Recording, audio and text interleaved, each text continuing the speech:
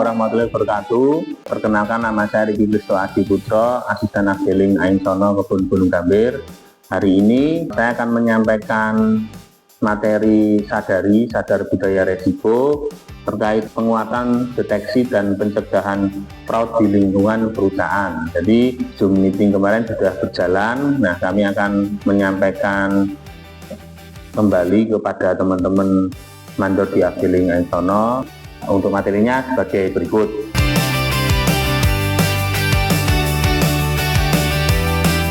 Pokok bahasan terkait dengan penguatan deteksi dan pencegahan fraud di lingkungan perusahaan itu yang pertama, pencegahan fraud melalui pengendalian internal. Kemudian yang kedua, strategi pencegahan fraud yang efektif. Tiga, peran risk owner dalam identifikasi dan asesmen risiko fraud. Kemudian peran pemimpin dalam monitoring dan pencegahan fraud. Yang kelima, kemampuan deteksi fraud. Yang keenam, tantangan implementasi WBS dan rendahnya awareness. Kemudian yang terakhir, studi kasus untuk memahami modus operandi dan celah pengendalian.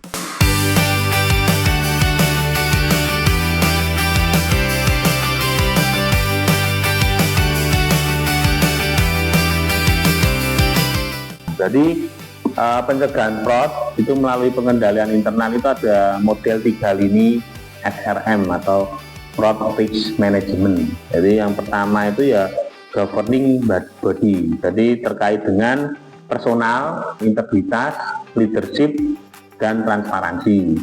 Kedua itu manajemen. Nah, manajemen ini berarti tentang aksi kita terkait dengan bagaimana memitigasi sebuah resiko.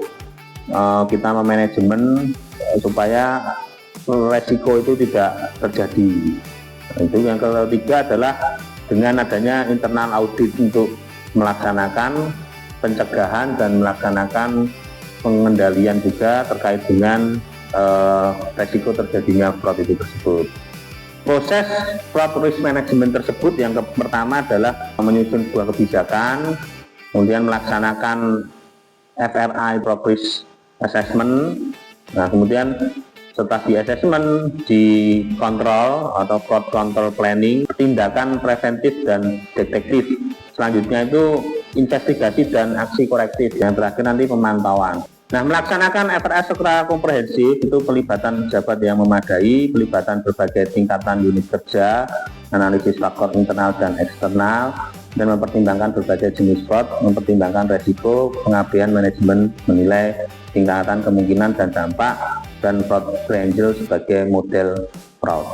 Jadi mitigasi risiko fraud tadi ya manajemen SDM-nya, jadi proses perencanaan, pengorganisasian, pengarahan dan pengawasan kegiatan-kegiatan, pengadaan, pengembangan, pemberian kompensasi, integritas dan pemeliharaan dan pelepasan sumber daya manusia agar tercapai tujuan individu, organisasi dan negara. Dan manajemen SDM merupakan upaya yang dilakukan oleh manajemen untuk menciptakan suatu komunitas dalam organisasi yang imun terhadap kecurangan.